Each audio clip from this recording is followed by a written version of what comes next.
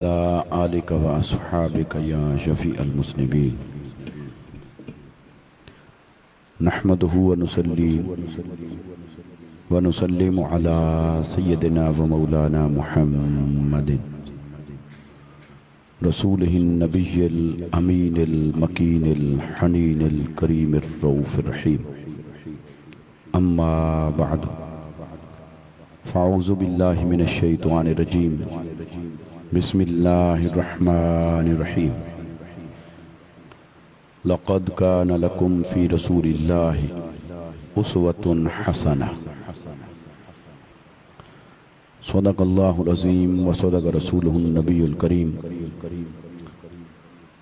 ونحن علی ذلک لمن الشاہدین والشاکرین والحمد للہ رب العالمین۔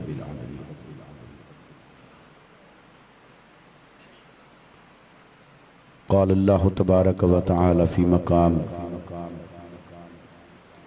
فی کلام اللہ قال اللہ تبارک و تعالی فی کلامہ المجید لقد کان لکم فی رسول اللہ اسوۃ حسنہ صدق اللہ العظیم وصدق رسولہ النبی الکریم ونحن علی ذلک لمن الشاہدین والشاکرین والحمد للہ رب العالمین۔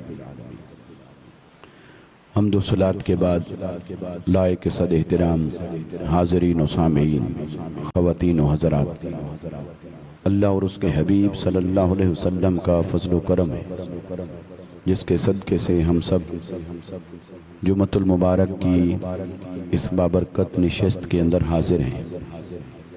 دعا کریں اللہ تبارک و تعالی ہم سب کی حاضری اپنی بارگاہ میں قبول و منظور فرمائے۔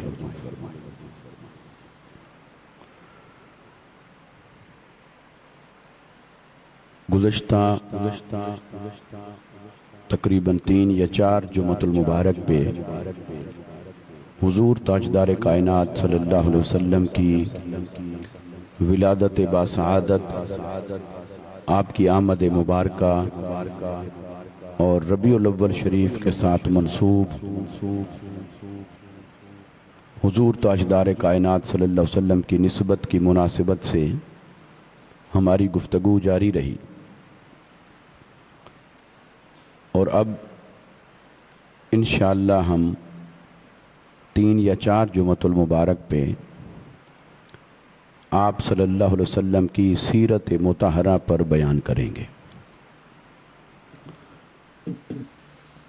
اور اس کی بنیادی وجہ یہ ہے کہ جب بھی ربیع الاول شریف آتا ہے تو ایک طبقہ صرف سیرت کی بات کرتا ہے اور میلاد کی بات نہیں کرتا،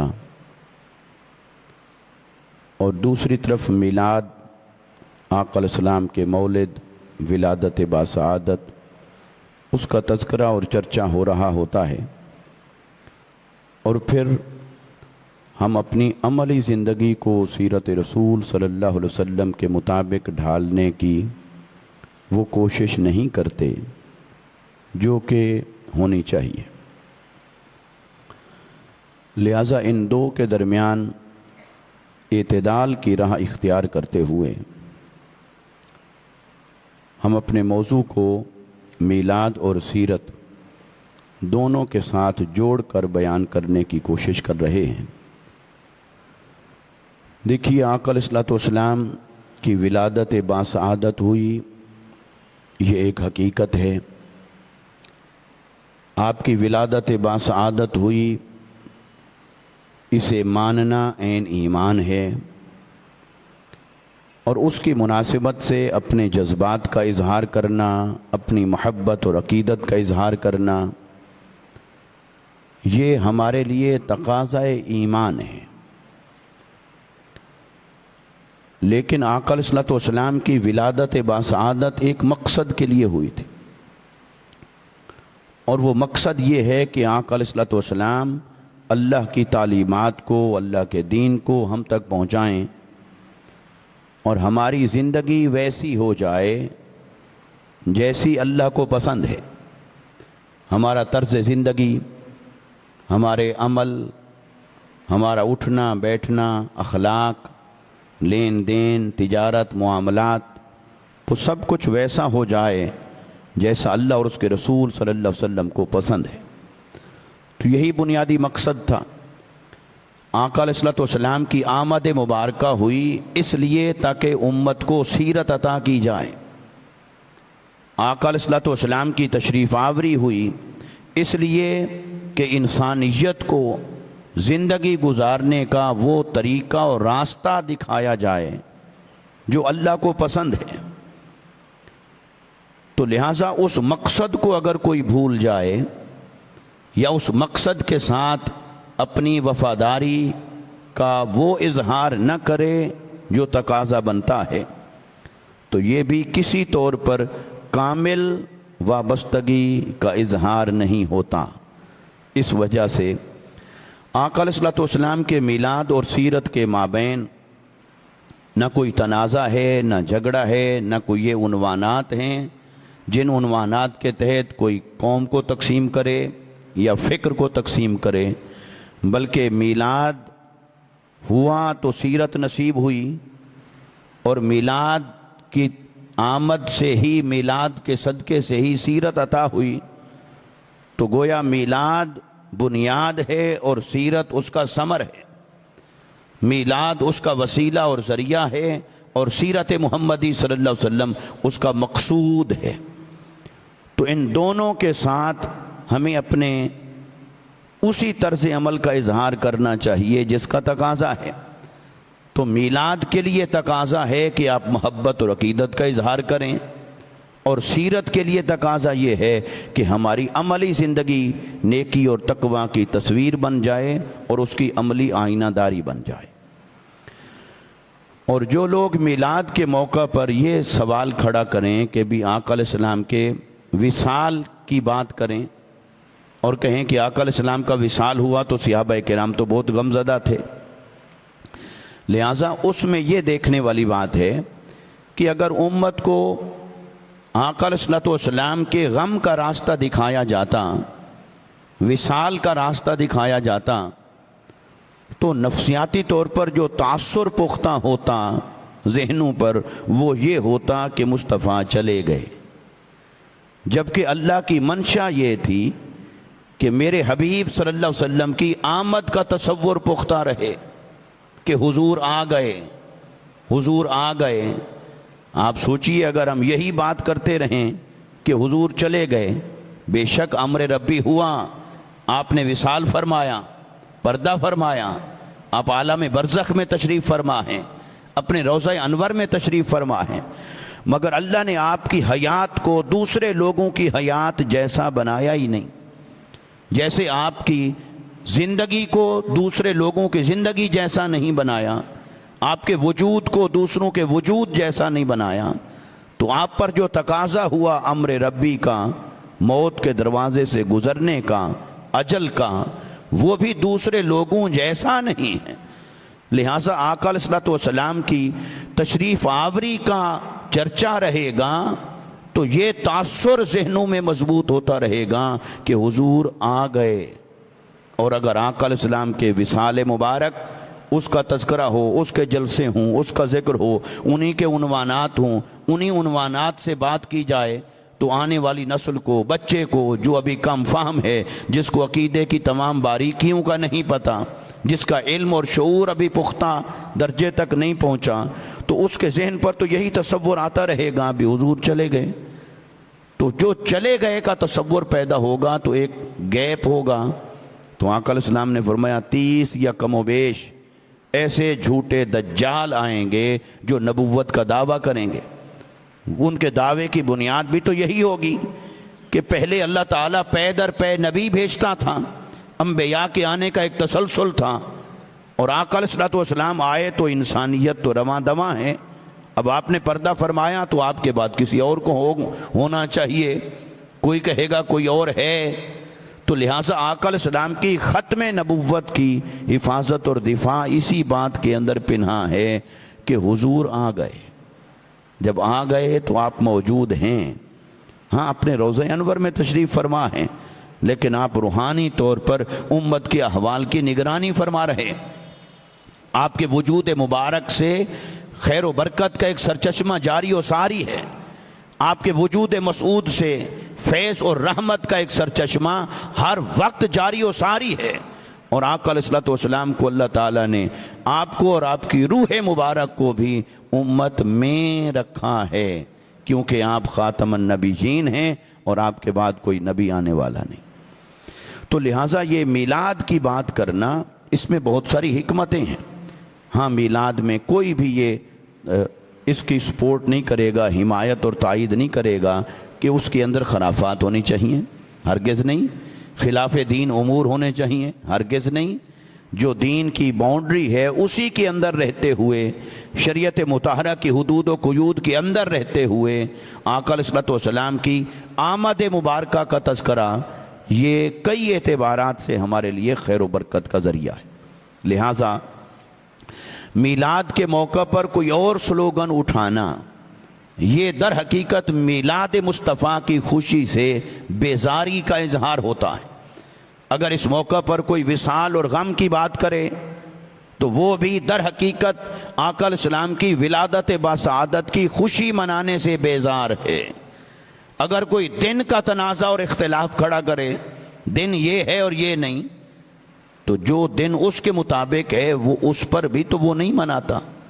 تو پھر اس سے پتہ چلا کہ مسئلہ دن کا نہیں ہے، مسئلہ تو آقا علیہ السلام کی ولادت باسعادت کی خوشی منانے سے بیزاری کا ہے۔ اسی طرح اگر کوئی سیرت محمدی صلی اللہ علیہ وسلم کی بات کرے تو یہ بات تو بجا ہے کہ ہمیں سیرت مطہرہ کو اپنانا ہے اور اس پر عمل کرنا ہے، لیکن اگر کوئی سیرت کو میلاد کے مد مقابل لا کے کھڑا کرے کہ میلاد نہ مناؤ اور سیرت کی بات کرو، تو وہ بھی در حقیقت آقا علیہ السلام کی ولادت باسعادت سے خوشی منانے سے ایک بیزاری کا احساس ہوتا ہے۔ ایسا کرنا کسی طور پر بھی امت کے لیے، اہل ایمان کے لیے کوئی خیر و برکت کا ذریعہ نہیں ہے۔ خیر و برکت اسی میں پنہاں ہے کہ آقا علیہ الصلوۃ والسلام کی محبت، آپ کی ذات کی محبت، آپ کے ساتھ مومن کا قلبی لگاؤ، آپ کی ولادت باسعادت کی خوشی، وہ خوشی کوئی قرآن پڑھ کے منائے، نفل پڑھ کے کرے، روزہ رکھ کے کرے، کوئی کھانا کھلائے، کوئی آقا علیہ السلام کی حمد و ثنا کی محفل سجائے، یہ سارے اظہار ہیں، مگر آقا علیہ السلام کی ذات کے ساتھ خوشی ایک تقاضۂ ایمان بنتا ہے۔ باقی رہی سیرت مطہرہ ہمارے لیے تو مقصود میلاد ہے، لہٰذا اس پر عمل کرنا ہر ایک مومن مسلمان کی ذمہ داری ہے، اس کے ایمان کا تقاضا ہے۔ تو اس لیے ہم آقا علیہ الصلوۃ والسلام کی سیرت مطہرہ پر بات شروع کر رہے ہیں، اور کچھ جمعۃ المبارک پہ یہ موضوع ہم جاری رکھیں گے، مختلف اس کے اینگل لیں گے۔ آج جو سب سے پہلی بات کرنی ہے سیرت کے حوالے سے، سیرت محمدی صلی اللہ علیہ وسلم کے امتیازات، آقا علیہ الصلوۃ والسلام کی سیرت کا امتیاز کیا ہے کہ آپ کی سیرت کو اللہ نے ساری انسانیت کے لیے نمونہ کامل بنایا ہے۔ تو کوئی امتیاز ہے، انفرادیت ہے، کوئی ایسی خصوصیات ہیں سیرت محمدی صلی اللہ علیہ وسلم کے ساتھ جو کسی اور کی سیرت کے ساتھ وابستہ نہیں ہو سکتی۔ اور اللہ تعالیٰ نے آقا علیہ الصلوۃ والسلام کی سیرت کو جن امتیازات، خصائص، تخصیصات اور انفرادیتوں کا حامل بنایا ہے، اس کی ہم بات کریں گے تاکہ سیرت مطہرہ کے ساتھ شوق و رغبت ہمارے دلوں میں، ہمارے روحوں میں اتر جائے اور اس کی وجہ سے ہماری عملی زندگی سنور جائے۔ اللہ رب العزت نے سورہ احزاب کے اندر ارشاد فرمایا، آیت نمبر 21 سے فرمایا لَقَدْ كَانَ لَكُمْ فِي رَسُولِ اللَّهِ أُسْوَةٌ حَسَنَةٌ، فرمایا بے شک تحقیق تمہارے لیے رسول اللہ صلی اللہ علیہ وسلم کی زندگی کے اندر ایک بہترین نمونہ ہے۔ رسول اللہ صلی اللہ علیہ وسلم کی زندگی میں ایک بہترین نمونہ ہے۔ فرمایا کس کے لیے؟ لمن کان یرجو اللہ والیوم الآخر، اس شخص کے لیے رسول اللہ کی زندگی میں بہترین نمونہ ہے جو اللہ سے ملاقات کی امید رکھتا ہے، جس کے دل میں یہ امید اور یقین ہے کہ ایک وقت آئے گا اللہ سے اس کی ملاقات ہوگی اور وہ میزان پر کھڑا ہوگا، اور اللہ تبارک و تعالیٰ کے حضور اپنی زندگی کا حساب دے گا مالک یوم الدین۔ تو وہ جو قیامت کا دن ہے، اس دن ہر بندے نے پیش ہو کر، حاضر ہو کر اللہ کے حضور اپنی زندگی کے ایک ایک عمل کا حساب دینا ہے، ایک ایک قول کا، ایک فعل کا، ایک لفظ کا، ایک جملے کا۔ کوئی شے ایسی نہیں ہوگی جو وہاں پر سکپ ہو جائے، اور یہ بھی نہیں کہ ایسے موٹا موٹا حساب ہو۔ اللہ تعالیٰ وہ بھی بندے ہوں گے جن کو اللہ حساب کے بغیر جنت عطا فرمائے گا۔ اللہ تعالیٰ ہمیں بھی ان اپنے بندوں کے غلاموں میں، نوکروں میں کہیں شامل فرمائے، کیونکہ کون حساب دے سکتا ہے اللہ کی بارگاہ میں؟ تو اللہ تعالیٰ ہمیں حساب سے محفوظ رکھے۔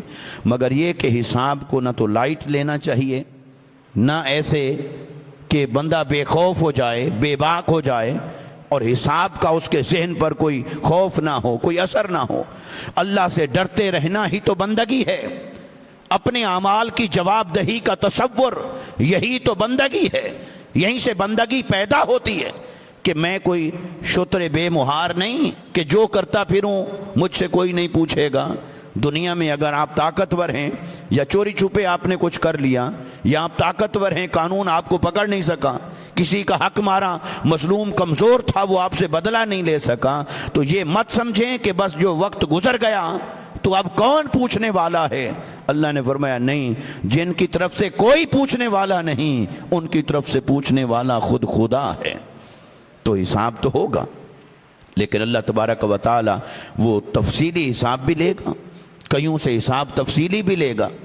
تو آپ سوچئے 60 سال، 70، 80، 100 سال کی زندگی ہو، اور اس کے بالغ ہونے کے بعد ایک ایک دن کا حساب ہو، یہ تو نے کیا کیا تھا، یہ کیسا ہوا تھا، تو پھر کون شخص ہے جو حساب دے سکے؟ آپ اور میں 5 سال پچھلی بات یاد نہیں ہوتی، 2 سال پرانی بات یاد نہیں، اس کا حساب نہیں دے سکتے۔ ہم کہتے ہیں بھی پرانی بات ہے، بھول گئی، پرانی بات ہے، بھول گئی۔ تو جب ہم اپنی انہی باتوں کا وہ موٹا موٹا حساب نہیں دے سکتے، تو زندگی بھر کا حساب اللہ کے حضور پیش کرنا ہے۔ اس لیے ضروری ہے کہ جواب دہی کے تصور کو بھی ذہنوں میں پختہ کریں۔ تو اللہ تعالیٰ نے فرمایا لمن کان یرجو اللہ، اس شخص کے لیے اللہ کی رسول کی زندگی کے اندر، اللہ کے رسول کی زندگی کے اندر بہترین نمونہ ہے، جس کو یہ یقین ہے کہ میں نے اللہ کے حضور پیش ہو کر حساب دینا ہے۔ کیونکہ حساب سے بچنا چاہتے ہو تو زندگی ویسی گزار کر آؤ جیسی مصطفیٰ نے گزاری۔ کیونکہ مصطفیٰ صلی اللہ علیہ وسلم نے جس طرح کی زندگی گزاری ہے، اگر کوئی ان کے نقوش قدم کو اپنائے گا، ان کی سیرت مطہرہ پر چلے گا، ان کی اتباع کرے گا، اور اسی طرح جینے کی کوشش کرے گا، تو پھر تو مبارک ہو، وہ رب سے ملاقات بھی کرے گا تو انعام اور اجر کا مستحق ہوگا، اس کا اور کوئی حساب نہیں ہوگا۔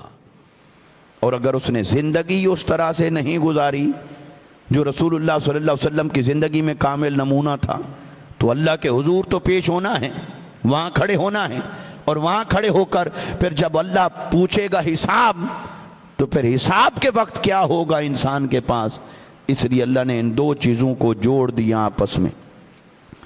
ہم عام طور پر اس آیت کا پہلا حصہ پڑھتے ہیں، لَقَدْ كَانَ لَكُمْ فِي رَسُولِ اللَّهِ لَقَدْ كَانَ لَكُمْ فِي رَسُولِ اللَّهِ أُسْوَةٌ حَسَنَةٌ، کہ رسول اللہ صلی اللہ علیہ وسلم کی زندگی میں تمہارے لیے بہترین نمونہ ہے۔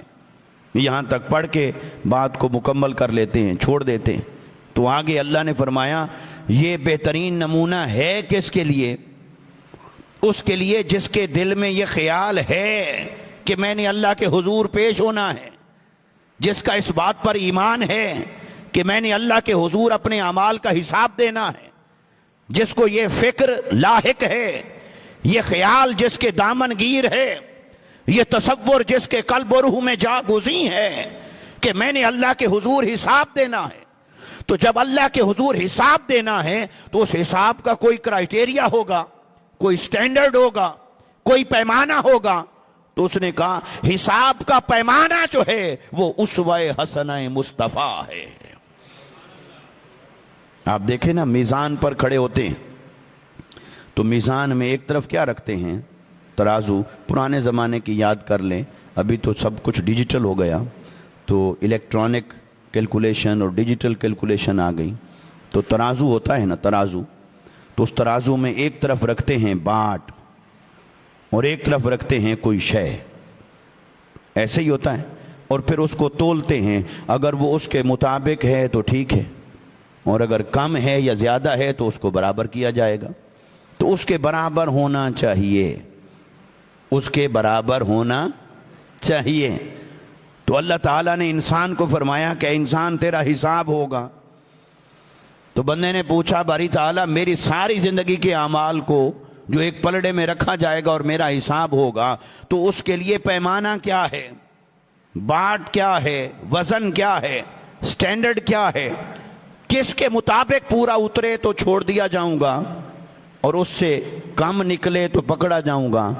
تو اللہ نے فرمایا ہاں، وہ جو پیمانہ ہے، میزان ہے، معیار ہے، سٹینڈرڈ ہے، وہ جو باٹ ہے، وہ جو پیمانہ ہے، وہ ہے میرے رسول صلی اللہ علیہ وسلم کا اسوہ حسنہ.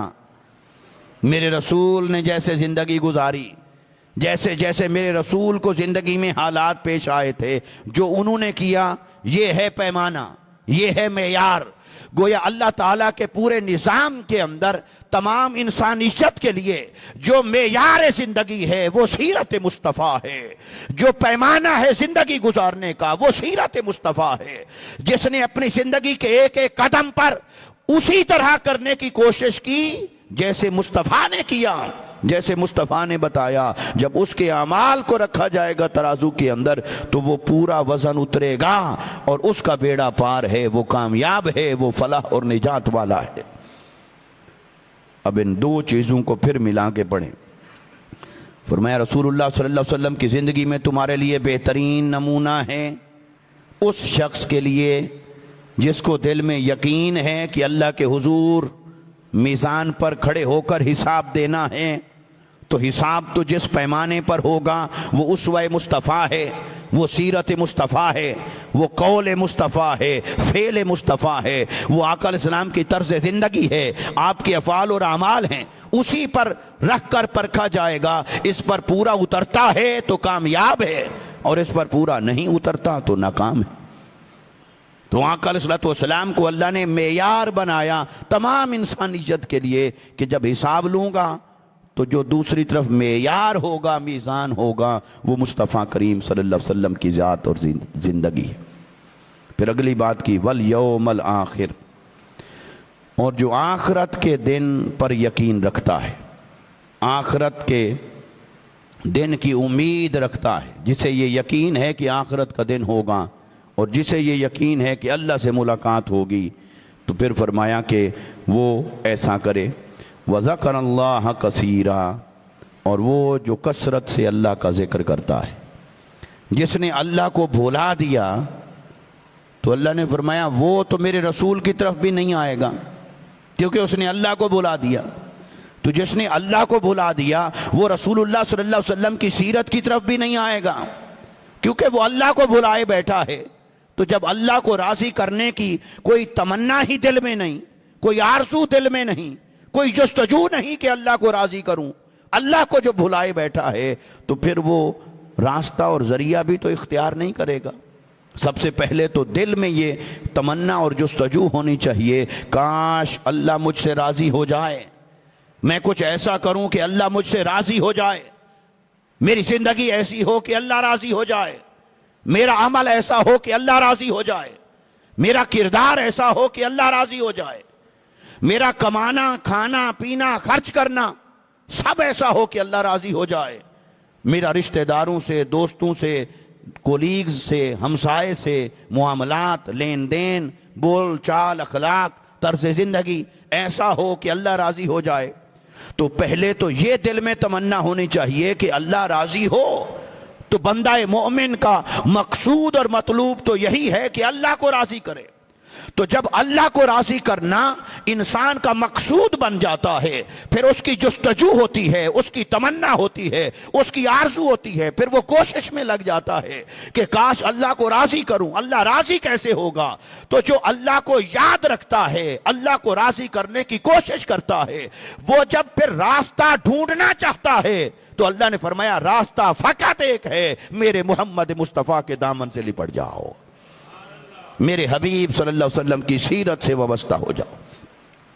تو جو آخرت میں اللہ سے ملاقات کا یقین رکھتا ہے، اپنے اعمال کے حساب کا یقین رکھتا ہے، اس کے لیے بھی پیمانہ ہے کہ سیرت مصطفیٰ سے اپنے آپ کو جوڑے۔ جو آخرت کے دن پر ایمان رکھنے والا ہے، اس کے لیے بھی لازم ہے کہ سیرت مصطفیٰ سے اپنے آپ کو جوڑے، اور جس کے دل میں اللہ کی یاد ہے، اللہ کا خوف اور اللہ کی یاد قائم ہے، اس پر بھی لازم ہے کہ وہ اپنے آپ کو سیرت محمدی صلی اللہ علیہ وسلم کے ساتھ جوڑے۔ یہ آیت مبارکہ، اس کا مفہوم میں نے آپ کے سامنے رکھا کہ آقا علیہ السلام کا سیرت مطہرہ کا ربط اللہ نے کیسے بیان فرمایا ہے، اپنی ملاقات کے ساتھ، قیامت کے دن کے ساتھ، اور اپنی یاد کے ساتھ۔ ان تینوں امور کے ساتھ اللہ نے آقا علیہ السلام کی سیرت کو منسلک فرما کر بیان فرمایا ہے۔ تو یہ آقا علیہ السلام کی سیرت مطہرہ کے لیے یہ آیت مبارکہ بہت کمپریہنسو ہے، بہت جامع ہے۔ اب ہم آتے ہیں اس بات کی طرف کہ آقا علیہ السلام کی سیرت مطہرہ پر عمل کرنے سے ہی انسان کی آخرت میں کامیابی ہے، اللہ کا تعلق ہے اور اللہ کی یاد ہے اس کے دل کے اندر۔ اگر کسی نے سیرت محمدی صلی اللہ علیہ وسلم کو چھوڑ دیا ہے تو پھر نہیں۔ اب یہ جو آقا علیہ السلام کی سیرت مطہرہ کا بیان ہو رہا ہے سارا، یہ ہے سورہ کا نام ہے سورہ احزاب۔ اور سورہ احزاب کا نام اس وجہ سے ہے کہ یہ کب نازل ہوئی؟ احزاب کا معنی ہے لشکر۔ تو پہلی آقا علیہ السلام نے ہجرت فرمائی جب مدینہ میں، تو پہلی جنگ ہوئی بدر، دوسری جنگ ہوئی احد، اور تیسری جو جنگ ہوئی جسے غزوہ خندق کہتے ہیں کہ مدینہ کے ارد گرد خندق کھودی گئی، اسی غزوہ خندق کا دوسرا نام ہے غزوہ احزاب۔ احزاب اسی کو کہتے ہیں، اور احزاب اس لیے کہتے ہیں کہ اس میں کفار مکہ نے، جو قریش مکہ تھے، انہوں نے یہ پلان کیا تھا کہ پہلے تو وہ خود آ گئے تھے لڑنے کے لیے، پھر انہوں نے ایک دو اور قبائل کو ملایا لڑنے کے لیے، لیکن یہ تیسری جنگ کے لیے انہوں نے عربوں کے سارے قبائل کو ملا لیا تھا۔ انہوں نے یہ ٹھان لی تھی کہ اب یہ بس پہلا اور آخری یہ اٹیک کرنا ہے، ایسا حملہ کرنا ہے کہ اب سارے قبیلے مل کر حملہ آور ہو جاؤ تاکہ معاذ اللہ مسلمانوں کو ختم کر دیا جائے۔ تو احزاب اس لیے کہتے ہیں کہ سارے لشکر چڑھ دوڑے، سارے قبیلے مل گئے، جس جس کے دل میں دشمنی تھی اسلام کی اور وہ کفر پر تھے، شرک پر تھے، وہ سارے سب کو قریش مکہ نے ملا لیا، ملا کے تو مدینہ پر حملہ کیا۔ تو آقا علیہ السلام نے کیا ترتیب فرمائی کہ اب یہ کہ جب ظاہری طاقت کا توازن نہ ہو، ظاہری طاقت تو اگرچہ آقا علیہ السلام تو صاحب معجزہ تھے، اللہ کی قدرت سے سبھی ہو سکتا تھا، مگر ظاہری طاقت کا توازن بھی ضروری تھا۔ تو جب سارے قبائل حملہ آور ہوئے تو آقا علیہ السلام نے مشورہ کیا صحابہ کرام سے۔ تو حضرت سلمان فارسی رضی اللہ تعالیٰ عنہ جو فارس اور ایران سے آئے تھے، ان کا مشورہ ہوا۔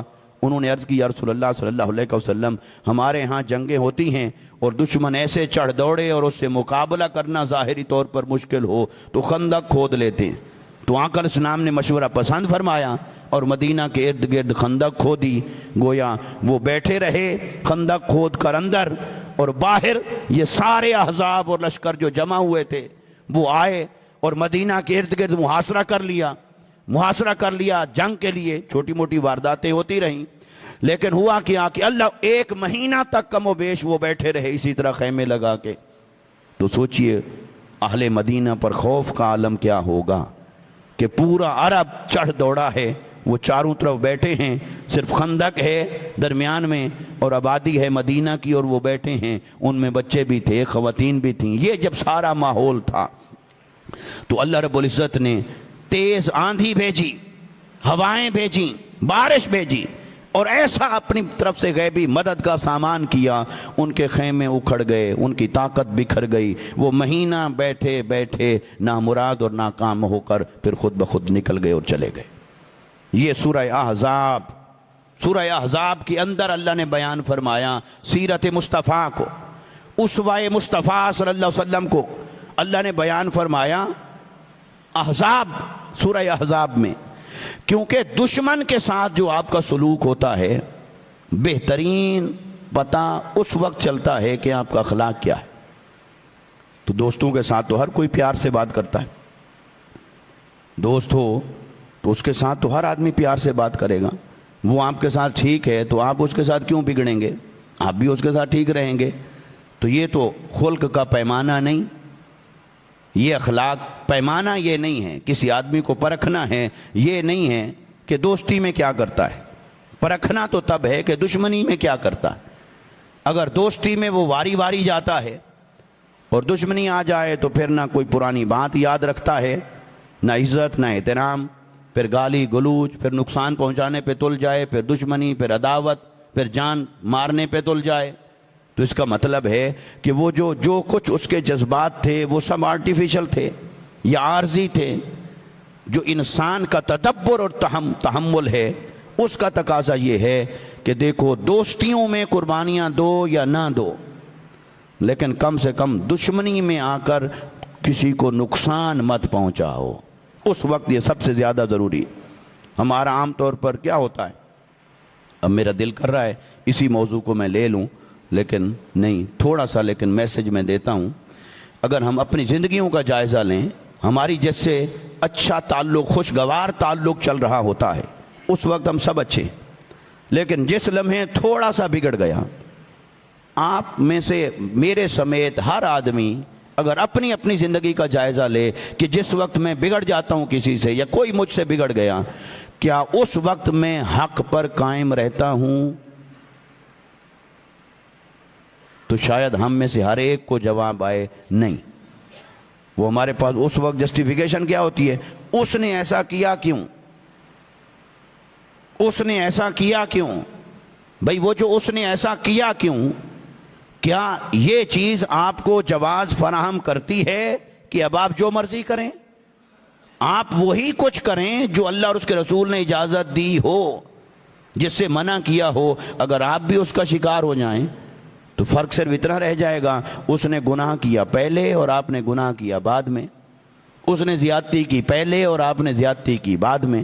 زیادتی تو دونوں طرف سے ہو گئی، فرق تو صرف پہلے اور بعد کا پڑا نا۔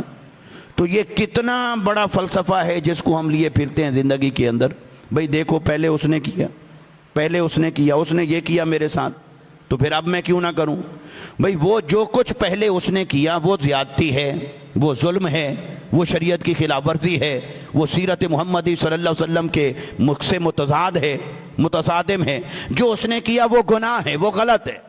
لیکن کیا ایک کا گناہ دوسرے کو گناہ کرنے کی اجازت دیتا ہے؟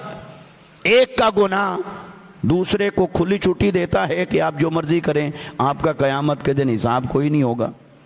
لہٰذا یہ شیطان اندر بیٹھا ہے نا، اور اسے پتا ہے کہ اس انسان سے میں نے کب کیا کام لینا ہے، وہ موقع کی تلاش میں رہتا ہے۔ اور جس وقت انسان کو غصہ آ جائے تو غصہ جو ہی آتا ہے، شیطان کو پتا ہے کہ غصہ جو ہی آئے گا اس کی عقل کام کرنا چھوڑ دے گی، اس کا ایمان اور اعتدال کمزور ہو جائے گا۔ غصہ تو انسان کے اوپر غالب ہو جاتا ہے، جب وہ غالب ہو جاتا ہے اسے پتا ہے یہی موقع ہے، اب اس سے جو کروانا چاہوں میں کروا سکتا ہوں۔ پھر وہ ایک سیکنڈ نہیں لگاتا، پھر انسان سے کچھ ایسا کروا دیتا ہے جو وہ گناہ ہوتا ہے، پھر وہ انسان بعد میں پچھتاتا ہے۔ دلیل ایک ہی رہ جاتی ہے، پہلے اس نے کیا تھا۔ بھئی کسی کا پہلے گناہ کرنا یہ اجازت نہیں بن جاتا کہ دوسرا اس کے بعد کیا جا سکتا ہے۔ بدلہ لینا اور چیز ہے، اس کو اس کے ساتھ گڑبڑ نہ کریں۔ ایک بندے نے آپ کو گالی دی، دوسرے بندے نے گالی دے دی، جو اس نے گالی دی وہ تو گناہ ہے، تو جو آپ نے گالی دی کیا وہ ثواب ہے؟ ایک بندے نے کسی کا حق مارا، آپ کا جب بس چلا آپ نے بھی حق مار دیا، تو اس نے جو حق مارا وہ تو گناہ ہے، جو ہم نے غصے اور تیش میں آ کر حق مارا کیا وہ جائز ہو گیا؟ نہیں۔ تو لہٰذا دشمن کے ساتھ آپ کا بیہیویئر کیا ہے، غصے کے وقت آپ کا بیہیویئر کیا ہے، ناراضگی میں آپ کیا کرتے ہیں؟ جس نے آپ پر ظلم و ستم کیا ہو ان کے ساتھ آپ کیسے بیہیو کرتے ہیں. یہ سب سے اہم بات ہے انسان کے کردار میں اور اس کی سیرت میں. اور سیرت محمدی صلی اللہ علیہ وسلم کی طرف آ جائیں. اللہ تعالیٰ نے آقا علیہ السلام کی سیرت کو فرمایا اسوہ حسنہ، اور اس آیت کو کہاں بیان کیا؟ سورہ احزاب میں. اور سورہ احزاب کیا ہے؟ کفار مکہ کے ساتھ جنگوں کا ذکر ہے. گویا پہلی جنگ ہوئی بدر، دوسری ہوئی احد، تیسری ہوئی احزاب اور خندق. تو وہ دشمن جو مکے کا دشمن ہے وہ تیسری جنگ لڑ رہا ہے، اور اس سے قبل بھی اس نے کمی نہیں چھوڑی، ہجرتیں کروائیں، وطن چھڑوائے. جو مکہ میں مسلمان ہوئے تھے ان پر کیا ظلم و ستم ہوئے.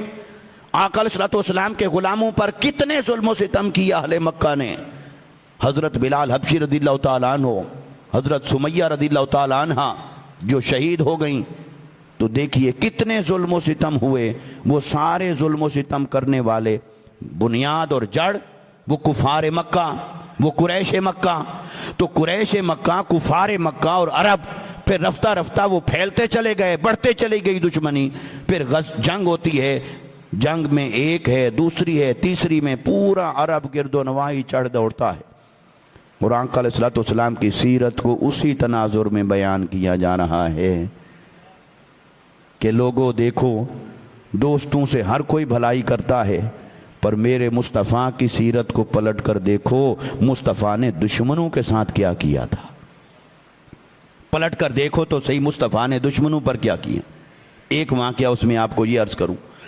دیکھیے آقا علیہ السلام جب ہجرت فرما کر مکہ سے مدینہ تشریف لے آئے تو وہ جو اہل مکہ تھے ان پر بارش برسنا بند ہو گئی، اور ان کا سارا انحصار پانی پر یہی تھا، بارش برستی تھی، اس کے علاوہ کوئی چارہ نہیں تھا. تو پہاڑی علاقہ تھا، نیچے زیر زمین پانی بہت گہرا تھا، وہاں سے پانی نکل نہیں سکتا. تو لہٰذا ان کا سارا دار و مدار کیا تھا؟ بارش ہو پانی جمع کر لیں، چشمے، تالاب، کنویں وہ بنا لیں، پھر خود بھی پئیں، پھر جانوروں کو بھی پلائیں، ضرورت کا استعمال کریں. تو پانی یہی تھا، اور اس کا ذریعہ اور سورس یہی تھا، بارش. تو جب آقا علیہ السلام نے ہجرت فرمائی تو بادل بھی ناراض ہو گئے، بارش بھی ناراض ہو گئی، اور اللہ کی رحمت بھی ان سے روٹ گئی، اور ان پر بارش برسنا بند ہو گئی، حتیٰ کہ وہ قحط سالی، خشک سالی میں مبتلا ہو گئے. پانی نہ رہا، نہ اپنے لیے نہ جانوروں کے لیے. تو جب پانی کی وجہ سے اتنے مسائل ان کے لیے بڑھے اور بے حد پریشانیوں کا شکار ہوئے، تو ان میں سے کسی نے کہا دیکھو اصل وجہ یہ ہے تم نے رب کے، اللہ تو وہ نہیں مانتے تھے، رب، تم نے رب کے نبی محمد صلی اللہ علیہ وسلم کو یہاں سے معاذ اللہ نکال دیا ہے، تو اب اللہ کی بارش اور رحمت بھی تم سے ناراض ہو گئی ہے. تو انہوں نے کہا کسی کو بھیجو اور ان سے دعا کروائی جائے، کسی کو بھیجو اور ان سے دعا کروائے، وہ اپنے رب سے کہیں اور ہمیں بارش مانگ کر دیں. تو انہوں نے کہا بھی کیسے جائیں، ہم نے جو کچھ کیا ہے ان کے ساتھ، تو وہ سارا کچھ آپ لائیں ذہن میں، کس منہ سے جائیں ان کے پاس.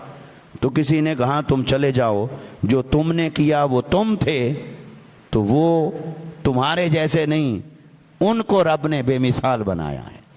ان کے اخلاق کو یاد کرو، ان کے کردار کو یاد کرو، ان کی صداقت اور سچائی کو یاد کرو. وہ نہ بدلہ لینے والے، نہ انتقام لینے والے، نہ کسی کی حق تلفی کرنے والے، نہ کسی پر ظلم اور جبر کرنے والے. تم نے جو کیا وہ تمہارا کردار تھا. کوئی وفد بھیجو اور وہ اپنے رب سے مانگیں بارش، پھر ہمیں ملے گی. تو وفد آ گیا. تو آقا علیہ السلام کے سامنے جب پیش ہوئے، آپ سوچئے ذرا، صحابہ کرام بھی بیٹھے ہیں آس پاس، وہی چہرے ہیں جن کے سامنے 13 سال کا ظلم و ستم آنکھوں کے سامنے گھوم رہا ہے. اور آقا علیہ السلام تشریف فرما ہیں، اور سب صحابہ کو گھروں کا چھوڑنا بھی یاد آ رہا ہوگا، رشتہ داروں سے بچھڑنا بھی یاد آیا ہوگا، مال اور اسباب کا تلف اور ضائع ہو جانا وہ سب بھی ذہن میں تصویر آئی ہوگی.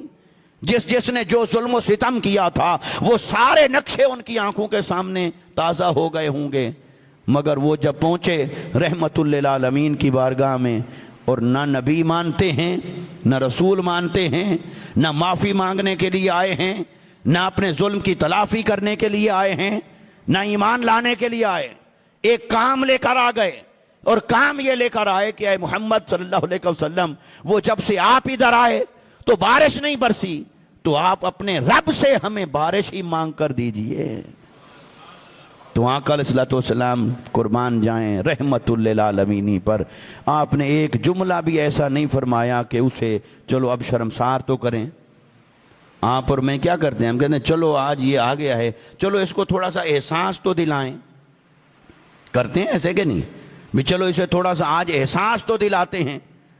تو وہ بری چیز کو اچھا ٹائٹل اور عنوان دے کر شیطان ہم سے بہت کچھ ایسے کرواتا رہتا ہے۔ تو آقا علیہ السلام نے قربان جائیں ایک لفظ ایسا نہیں کہا کہ انہیں احساس دلایا جائے کہ تم نے کیا کیا تھا۔